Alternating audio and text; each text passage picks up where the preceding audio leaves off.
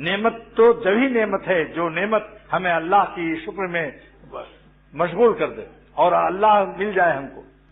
لیکن اگر نعمتوں سے دل لگایا، غیر اللہ سے دل لگایا، تو مرنے کے بعد قبر میں جنازہ تنہا دفن ہوگا یا اپنی مرغوبات لے جاؤ گے؟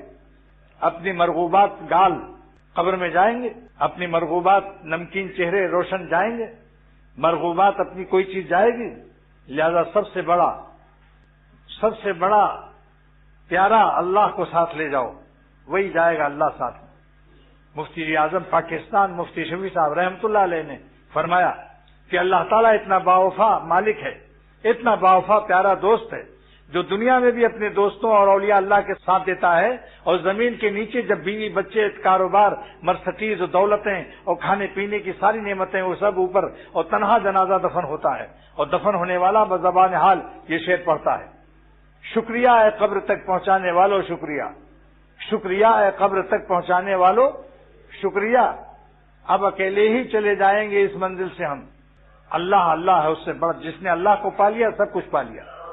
مردوں پر مرنے والوں نے کیا پایا؟ درد دل سے کہتا ہوں، اللہ کے نام پر اس مبارک مہینے میں عرش اعظم کو اٹھانے والے فرشتوں کے آمین کے صدقے میں دعا مانگ لو کہ اللہ مجھے مردوں پر مرنے سے نجات دے دے، حسینوں کے چکروں سے نجات دے دے. جو سانس اللہ کے نام پر فدا ہو جائے تو آسمان آپ پر رشک کرے گا. ہماری خاک اس لمحے میں ہے رشک فلک اختر.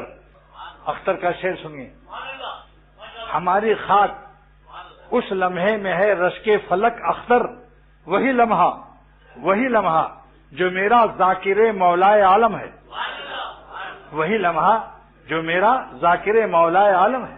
لہذا ذکر یہ نہیں یاد کرو کہ تہجد میں ذکر کر لیا، ملتزم پر رو لیا.